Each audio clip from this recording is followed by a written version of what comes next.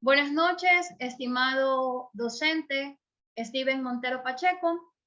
Nosotros pertenecemos al aula C5. Vamos a hablar sobre el poder punitivo del Estado y el delito de homicidio. Mi nombre es Rosemary Córdoba y yo voy a comenzar con este ensayo. El poder punitivo del Estado, o el ius puniendi, consiste en la facultad sancionatoria que dispone para poder imponer una pena a quien haya infringido una norma jurídica. Esta potestad que tiene el Estado permite realizar un estudio minucioso de la ley, ya que de esta forma se estipulan sanciones de acuerdo al delito cometido. Es por eso que las personas encargadas de establecer una pena deben de estar debidamente preparadas y totalmente capacitadas en respecto a la materia, para de esta forma no cometer errores en el momento que tengan que aplicar una sanción. Al decir esto, nos referimos a la proporcionalidad de la pena, es decir, no tener que llegar a dar una pena drástica cuando el delito es menor, o por caso contrario, no tener que dar una pena menor cuando el delito sea mayor. El poder punitivo del Estado es la potestad para poder castigar a través de un sistema represivo. De este sistema existen dos, el cual es el derecho penal, que es aquel que ha sido aplicado o que es aplicado por los jueces y por los tribunales, y el derecho administrativo, que es aplicado por la administración. El ius puniendi es una expresión jurídica latina que se utiliza al referirse al derecho de penar o de sancionar. Pero esta expresión es usada explícitamente en todo lo que tenga que ver con el Estado. ¿Por qué hago énfasis en esto? Porque instituciones, organismos, empresas también usan el método de sancionar, pero de un sistema totalmente distinto. Es decir, el empleador puede sancionar al empleado en el caso de infringir alguna norma que se encuentre establecida dentro de la empresa. O en el aspecto familiar, el padre puede castigar al hijo por un acto indebido que haya cometido. Pero el ius puniendi no aplica en este caso, ya que solamente tiene que ver con todo lo respecto al Estado. En nuestro país, el delito de homicidio es considerado la acción de matar a otra persona. Es decir, se trata de un delito contra la vida humana, en donde el bien jurídico es la vida humana. La ciencia penal se conoce en tres tipos de homicidio: el doloso, el imprudente y el preterintencional. El homicidio doloso es aquel que se comete mediante una acción dolosa, es decir, la persona que comete el delito está en la plena capacidad del conocimiento y de la voluntad en el momento de ejercer o de cometer el delito. El homicidio imprudente, en cambio, es aquel homicidio que se da en base a una imprudencia. Esto lo podemos ver cuando se utilizan armas de fuego, cuando se utiliza un automóvil, una motocicleta, o también en el ámbito profesional, cuando se llega a cometer alguna negligencia médica. Por último, tenemos al homicidio preterintencional, que es aquel que no está establecido ni dentro del homicidio doloso ni dentro del homicidio imprudente. ¿Por qué? Porque es aquel que el individuo que va a cometer el delito solamente pretende lesionar, más no matar, pero en el acto llega a matar a la persona y por eso se convierte en un homicidio preterintencional. A continuación, mi compañero.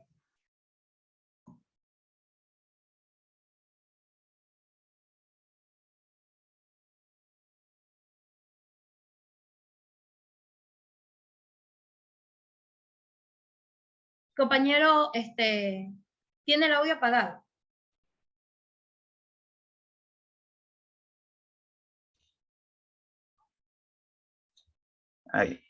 Mi nombre es Fernando Paul Balcácer.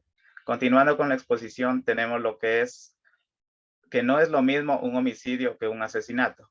Primeramente, tenemos que recalcar que en las diferentes legislaciones de los estados del mundo, tanto el homicidio como el asesinato son delitos que van contra la vida humana. Aunque ambos tienen el mismo fin, que es quitar la vida a un ser humano, también existen notables diferencias, las cuales están tipificadas tanto en nuestra legislación como en las diferentes legislaciones de otros estados del mundo. En el caso del asesinato, lo podemos reconocer como un homicidio agravado, que querría decir que la manera y las circunstancias en las que se ejecuta la muerte de la víctima son con extremada violencia y con una intensidad criminal muy aseverada, demostrando alevosía y ensañamiento. También dentro de este campo será considerada la privación de la vida por el pago de un precio o una recompensa o también por promesa remuneratoria. Comprendemos que esto está también dentro de nuestro Código Integral Penal y figura esta última parte como lo es el delito de sicariato, la cual últimamente en nuestro país se ha vuelto muy de un cotidiano vivir, ¿no? Lamentablemente. En otras palabras, entendamos que por asesinato es el hecho de que una persona que vendría siendo el autor le quita la vida a otra persona que sería la víctima de una manera intencional y con un pleno conocimiento del delito que está cometiendo. El Código Orgánico Integral Penal señala que la pena privativa de libertad por el delito de asesinato va desde los 22 a 26 años de prisión, por lo que también hay que tener en cuenta que todo esto se le vendrían sumando agravantes que luego podrían aumentar también esta condena. Refiriéndonos al delito de homicidio, entendemos que se trata de la conducta del sujeto activo y que como resultado de sus actos ocasione la muerte de otro, que sería el sujeto pasivo. También conocemos que el homicidio puede consumarse, por acción o por omisión. Entendemos que el homicidio por acción al acto punible ejecutado por el sujeto activo, el mismo que teniendo en cuenta de su conducta de antijuricidad, ocasiona la muerte del sujeto pasivo. Mejor dicho, en otras palabras, lo hace por voluntad propia y conocimiento de causa. En el caso del homicidio por omisión, es cuando el sujeto activo prefiere no evitar el resultado, ocasionando así daños al bien protegido constitucionalmente, que en este caso vendría a ser la vida de la otra persona. Todo esto sucede mientras este sujeto, que es el sujeto activo, está en plena posición de salvaguardar la vida de la víctima. Como por ejemplo tendríamos el caso de homicidio por omisión, que se puede presentar en el caso de la mala práctica profesional que suele pasar en el ámbito de la salud. A continuación, el compañero Jonathan continúa con la exposición. Buenas noches, Jonathan Morales les saluda. Continuando con nuestra intervención, les voy a hablar del grado del delito. Puede darse en tentativa o consumación del delito.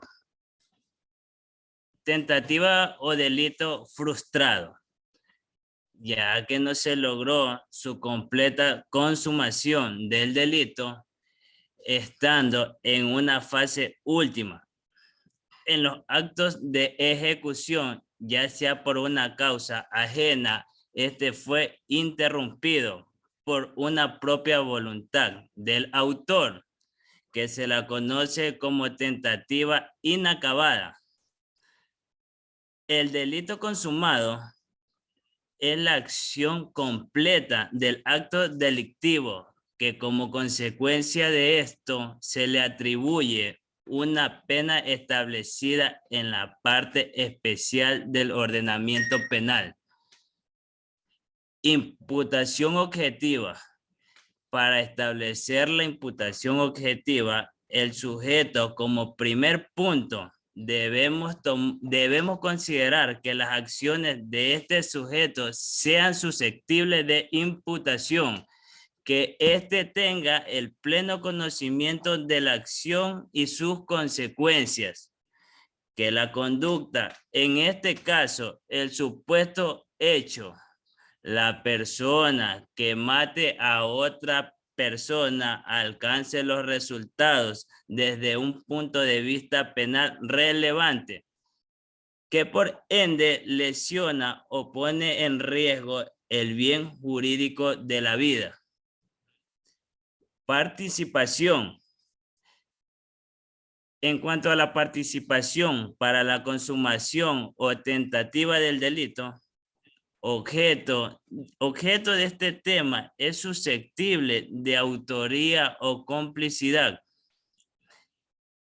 En el capítulo 3 del Código Orgánico Integral Penal tipifica sobre la participación y su grado según sus actos dentro del hecho delictivo, que pueden ser autores, coautores o cómplices. Pero si vamos un poquito más allá de lo tan poco que nos da el Código Orgánico Integral Penal, podemos determinar qué clase de autoría fue la que ejecutó el agresor o agresores. Alevosía. Existe cuando se comete el delito empleando una forma o medio destinado a privar de defensa a la víctima.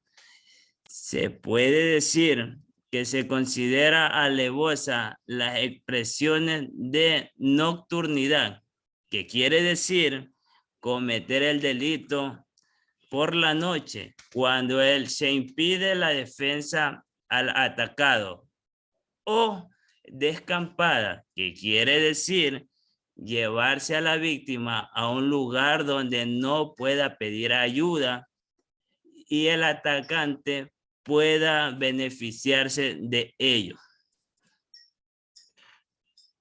A continuación, mi compañero. Saludos cordiales, docente, compañeros. Yo soy Edison Raúl Coello Merchán. Hemos estado hablando del poder punitivo del Estado, o sea, poder de castigo del Estado, y el delito de homicidio. El delito de homicidio, así como el asesinato, son delitos contra la vida humana que se producen cuando una persona mata a otra.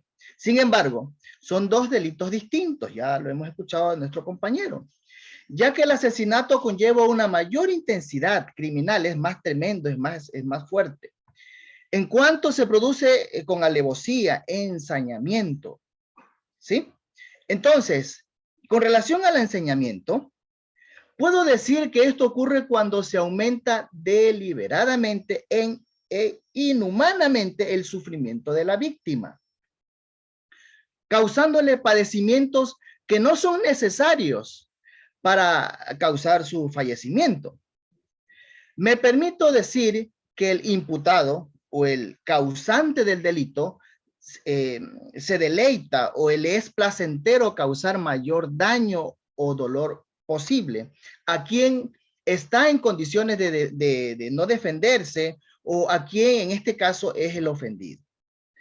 Desde la visión dogmática, en el cometimiento del delito se identifican 5 elementos constitutivos: la acción, la tipicidad, la antijuricidad, la culpabilidad y la punibilidad.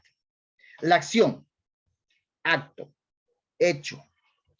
En derecho es el acto mediante el cual se establece un procedimiento para que una persona que ha cometido un acto antijurídico se le impute o se le declare inocente de haberlo cometido. La tipicidad en el ámbito jurídico es el delito que comete una persona y que se encuentra plasmado en una ley. La antijuricidad emana de la norma que tipifica la acción como un acto contrario a la ley. La culpabilidad, culpa en la conducta del acusado.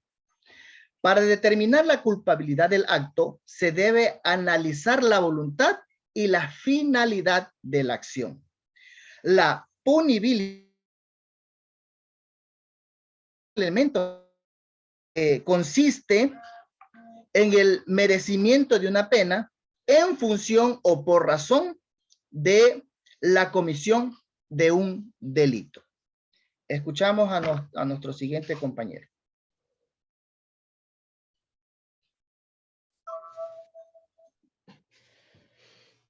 Saludos cordiales, estimado docente. Mi nombre es Carlos Adalberto Villarreal Carrillo y en mi caso voy a hablar acerca de las semejanzas entre el Código Penal y el Código Orgánico Integral Penal en relación al delito de asesinato.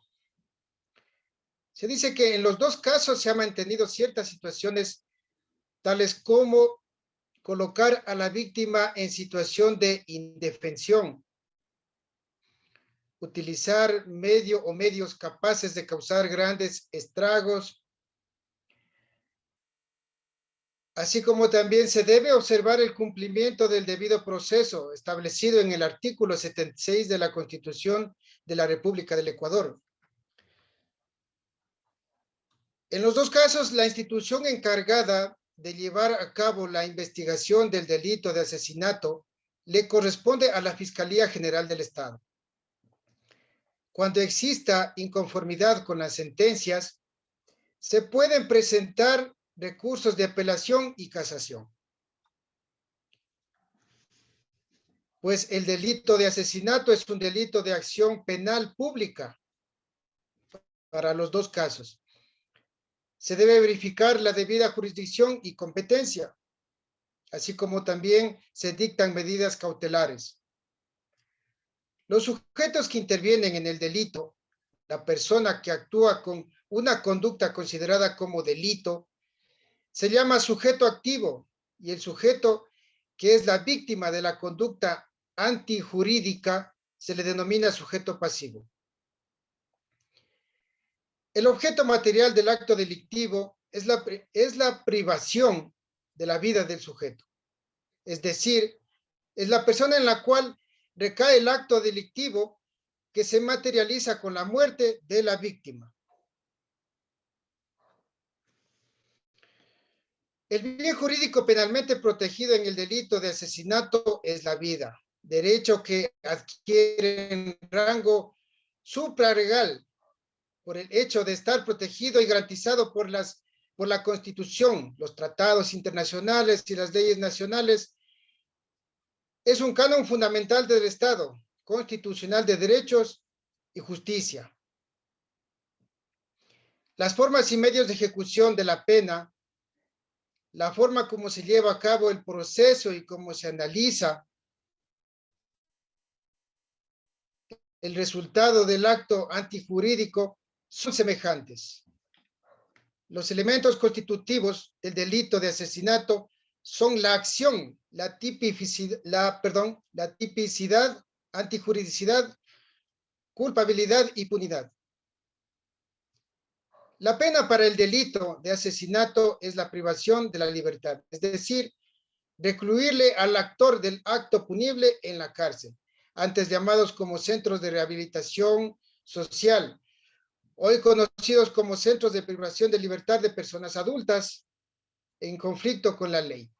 Es necesario señalar que la privación de la libertad imputable es establecida dependiendo de las circunstancias del delito. En los dos casos se encuentran estipuladas las circunstancias agravantes, los elementos que incrementan la responsabilidad del actor del delito de asesinato. Muchas gracias. Damos paso a continuación al siguiente compañero. Saludos cordiales, estimados docentes, estimados compañeros. Mi nombre es Froilán Maridueña. A continuación vamos a hablar un poco sobre las diferencias que hay entre el Código Penal derogado y el Código Orgánico Integral Penal, que se encuentra vigente en la actualidad.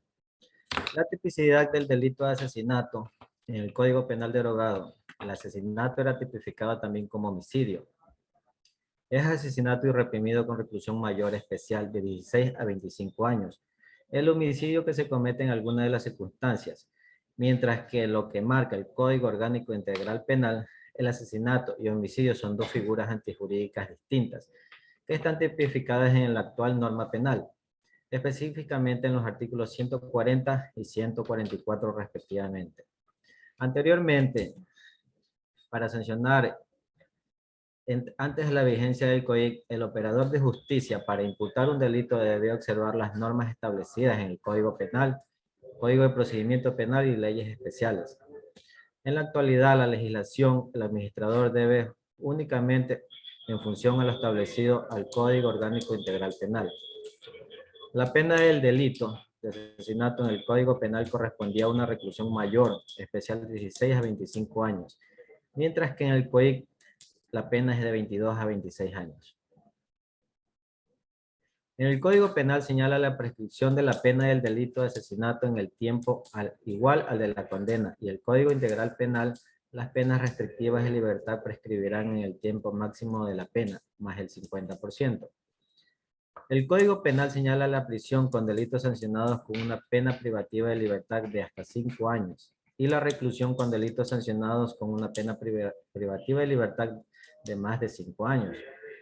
En el COIC no señala ni prisión ni reclusión, sino solo se refiere como pena privativa de libertad para todos los delitos. En el Código Penal anterior, en el caso de haber sentencia condenatoria, se ordenaba el pago de las costas y de pago de daños y perjuicios. Mientras que en el COIC, toda sentencia condenatoria deberá contemplar la reparación integral de la víctima. Finalmente, se puede decir que el estudio crítico, jurídico y doctrinario permitió establecer las semejanzas y diferencias entre el Código Penal y el Código Orgánico Integral Penal. En relación al delito de asesinato y a su vez a los resultados obtenidos en el proceso investigativo, han servido para conocer si las sanciones presentes en estas dos normas especiales del derecho penal fueron más eficientes en la disminución de los índices de asesinatos en nuestro país. Para concluir, el dolo eventual y la culpa consciente puede confundirse, ya que en ambos casos existe un resultado que es posible y conocido por el autor. La diferencia, en cambio, está en que el dolo eventual y el resultado siendo posible es aceptado por el autor, porque le es indiferente si el mismo ocurre, mientras que la culpa consciente, el resultado siendo posible, no es aceptado por el autor, porque aunque reconoce su posibilidad, confía en que podrá evitarlo en base a sus propias habilidades. Señalando que el hecho de que el Código Orgánico Integral Penal se haya endurecido la pena para el delito de asesinato no significa que este fenómeno social se haya solucionado, por lo que es necesario fortalecer las políticas y medidas preventivas y correctivas de la conducta punible. Es recomendable en nuestra sociedad en general denunciar todo acto punible que se dé en nuestra ciudad, en nuestro entorno, en nuestros barrios, con el fin de construir una nueva urbe segura y de convivencia pacífica al Estado ecuatoriano. El Estado ecuatoriano se le recomienda revisar y mejorar las políticas y medidas que tiene como propósito. Al final, siempre garantizar que las personas vivan acorde a derecho, respetando siempre su integridad, la tutela judicial, tener una vida digna y libre de violencia, a fin de controlar a los delitos de homicidios, que en la actualidad, como conocemos todos, mantienen en zozobra a nuestra sociedad. Muchas gracias. Esta ha sido la presentación de nuestro grupo.